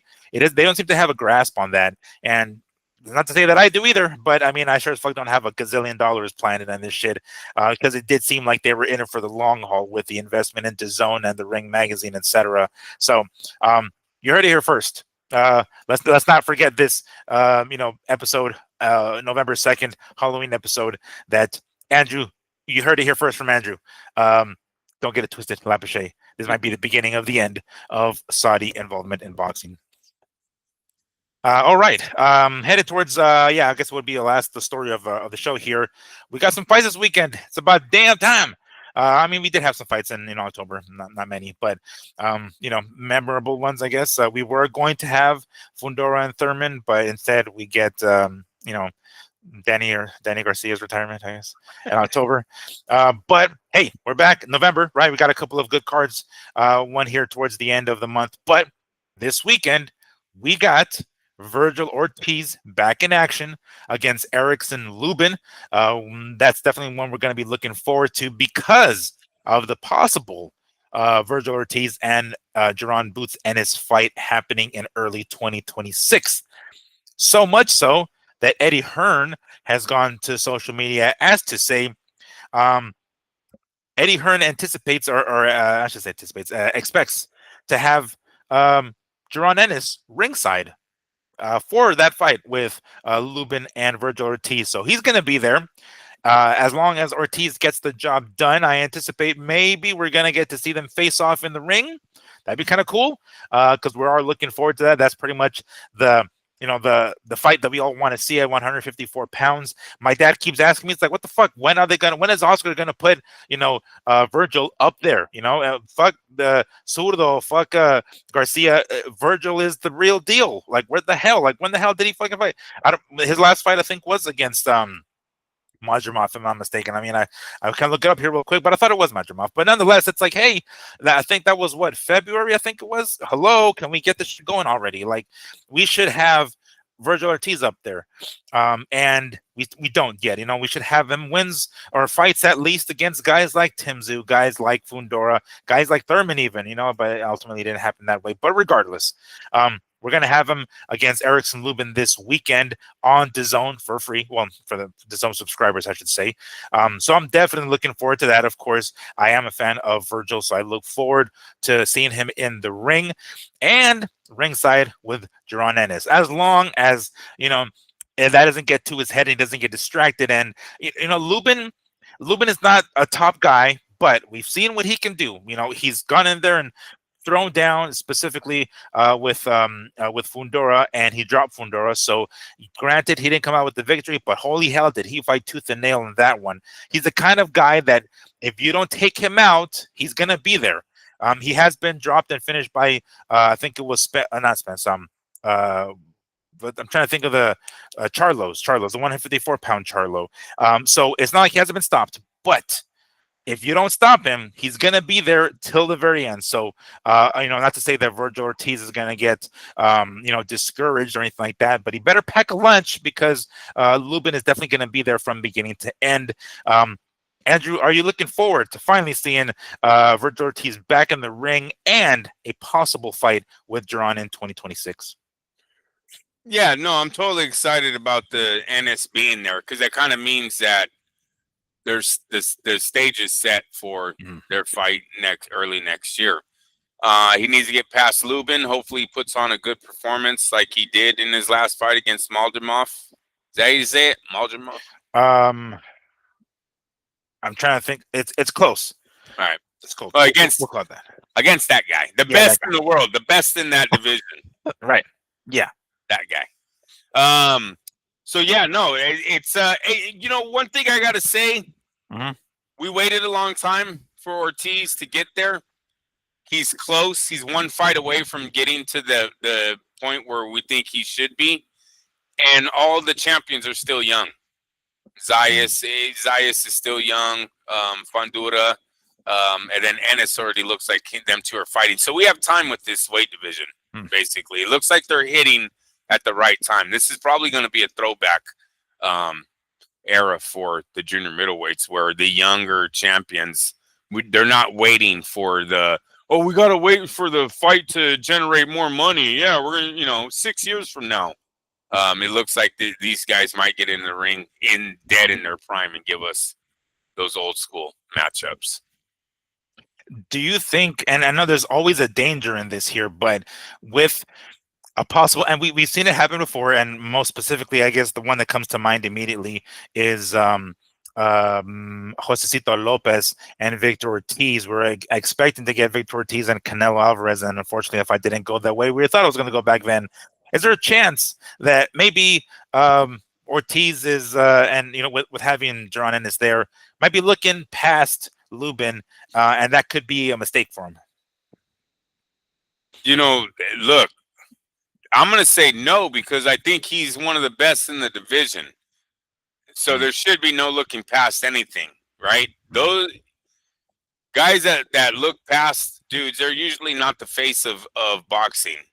And Ortiz looks like he's going to be one of the faces of boxing. So I think he goes in there and handles business. Their teams waited a long time to get to this point. They're one fight away. No, I'm looking for him to impress, to go in there and impress the boxing world and get this fight with Ennis set. This is it, man. This is talk for a long time. I mean, we're talking since COVID, bro. Like, he was a prospect before COVID, and then COVID almost took out his whole damn career. And that was fucking 5 years ago. Right. They have to be hot. No, I don't think there's a distraction. I think they go in, they handle Lubin within the first 6 rounds. Yes. Oh, really? So you think he finished Lubin? Oh, yeah, definitely. He's going to take Lubin out. All right. Let me pull up Erickson Lubin here just to make sure. I don't remember what his last fight was specifically, but let me go ahead and pull it up just to see how long it's in. Has he been out of action, or has he been recently? Let's see here. Yeah, it looks like he fought back in May, which was a few days. He beat Jesus Ramos. Okay, that means something, I guess, to some degree. That lost to Sebastian Fedor. All right, he's on a 3-fight win streak. Hey, he's coming in here pretty dangerous. You know what I'm saying? I mean, his most recent fight was a TKO victory in 11 rounds out of 12 back in May. So it's been a few months since he's been in the ring, but he has been pretty active. So it isn't like he's been out of the ring too long. Yeah, and I don't know I'm not sure if Virgil can do that. I mean, I'm confident that he'll win, and I'm confident that he'll win pretty handedly. Like, I think he's going to be, there isn't going to be really any doubt at the end of the fight who won, but I'm not sure if he can finish Lubin. He has been finished before. I'm talking about Lubin, right? So it isn't like it's out of the question. The guy, he knows how to lose, so to say. But I don't know if Ortiz does it, but if he does, within 6, like you said, holy shit, does that set up a fight with especially the first quarter, Q1 of 2026, and that'd be some shit if we can get Lubin boots in the ring and they could do like a face-off or something like that right at the end of the fight. That'll get shit really spicy. I'd be down for that if they can only get that shit crack-a-lackin'. But make sure not to miss it. It's going to be on DAZN this weekend, this Saturday. So make sure to take your local listings. Usually, 5, 6, 7 is when it gets crack-a-lackin'. But we've gone several weeks without some good boxing, guys, and this is going to be a good one. So make sure to tune in because November is going to be pretty hot of a month. With 2 good cards. This one being the first, and one later on, of course, at the end. But looking forward to that one, no doubt. All right. Well, that pretty much concludes everything we wanted to talk about. Andrew, was there anything in particular you wanted to add to this before we call it a show? Nope, that's it for me. All right. In that case, let me go ahead and put on my costume one last time because it'll be another year before we see this again. Riddle me this. What are we going to be doing this weekend? I hope you enjoyed this semi-Halloween themed show because we weren't able to get anything. There was really no news last week to make it a pre-holiday or pre-Halloween show. But now there is. So, bam. That is going to do it for us today. If you like what you see, by all means, we always like to hear from you guys. So leave a comments, share, like, subscribe. One more time, make sure to check out Health Isol tallow-based soap. Give them a try. MADBoxing 10. Check out code and get yourself 10% off. But that is going to do it for us for tonight. For my co-host, Andrew, don't get it twisted, Lapiche. I am the regular, I'm Miguel Antonio Barragan, a.k.a. Fight Fiend Migs, and this has been Mad Boxing. We will see you guys next week or maybe even Wednesday if some info comes up. Take care until then. Be good, and I'll see you guys later. Peace.